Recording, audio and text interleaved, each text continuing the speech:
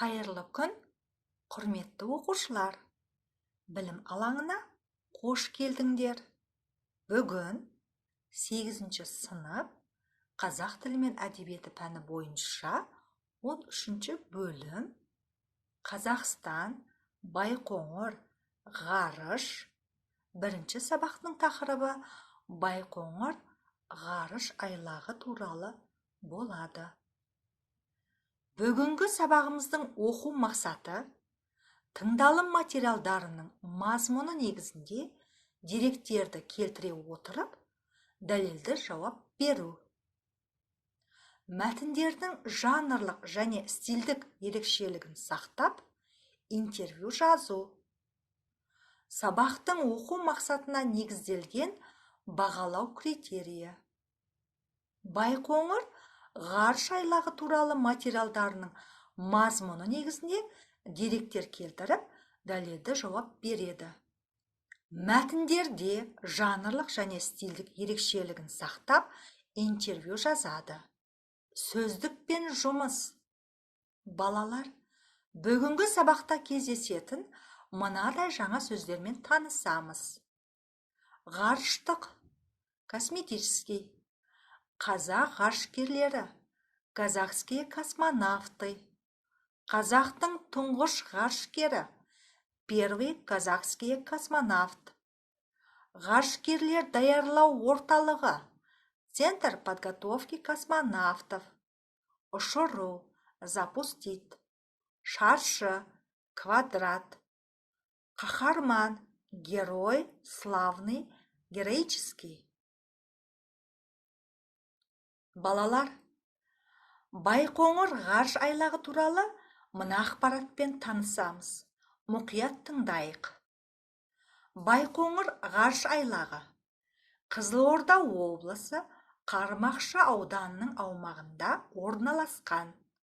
Іргесі 1955 жылы қаланған.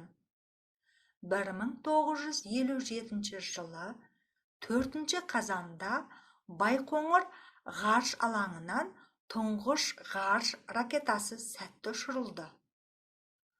Байқоңыр әлемдегі ең ірі жер беті ғылыми ғарыш полигоны саналады. 1961 жылы 12 сәуірде адамзат тарихында тұңғыш рет Юрий Гагарин Байқоңырдан Восток кемесімен ғарышқа аттанып, ғарышты бағындырды. Байқоңырдан Ай, Марс пен шолпанды зерттеуге арналған ғарыш аппараттары бар. РТ-да ұшырылады. 1991 жылы 2 қазанда қазақтың тұңғыш ғарышкері Тоқтар Әубәкіров Союз Т-13 ғарыш кемесімен Байқоңырдан ғарышқа көтерілді. Қазақ ғарышкері Талғат Мұсабаев ғарышта 2 рет 1994 және 1998 жылдары болды. Байқоңыр ғарыш алаңы 1991 жылы Қазақстан Республикасының игілігіне өтіп, 1993 жылы Ресей Федерациясына 20 жылға жалға берілді. Ой қозғау. Балалар, мына сұраққа жауап беріп көрейік. Байқоңыр туралы не білесің?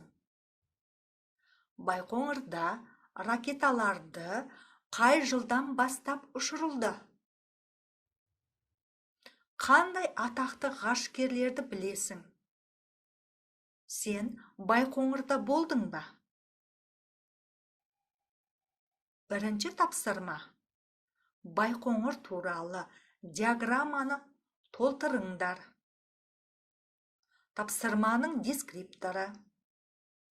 Тыңдалған мәтіннің негізгі мазмұнын түсінеді. Тыңдаған Байқоңыр ғарыш айлағы туралы мәтіннің мазмұны негізінде деректер келтіріп, диаграмманы толықтырып, дәлелді жауап береді. Екінші тапсырма.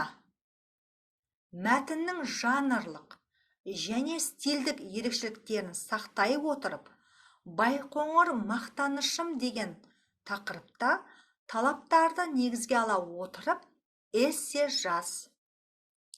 Талаптар: нақты айқындалған кіріспе негізгі бөлім қорытынды бөлімнен құралуы шарт. Тақырыптан ауытқымаған дұрыс. Дәлелдерді ұтымды растау қажет. Өмірмен ұштастыруы қажет. Өзіндік тың пікірлер келтіру керек. Баяндау стилі нақты болуы қажет. Көріктеуіш тілдік құралдарды ұтымды қолдану керек. Сөз көлемі 90-100 сөзден аспау қажет. Тапсырманың дескрипторы: алған ақпараттардың негізгі мазмұнын түсінеді. Мәтіндерде жанрлық және стильдік ерекшелігін сақтап, талаптарды негізге ала отырып, 100 сөзден тұратын эссе жазады. Ойды аяқта. Балалар, көп нүктенің орнына өз ойларыңды білдіріңдер. Мен бүгін білдім. Мен үйрендім. Қолымнан келеді. Қиындық тудырды. Балалар, бүгінгі сабақта Байқоңыр ғарыш айлағы тақырыбына арналған тапсырмаларды өз мұғалімдеріңізге жібересіздер. Өз пән мұғалімдеріңіз тапсырманың орындалуына қарай бағалайды. Назар аударғандарыңа үлкен рахмет.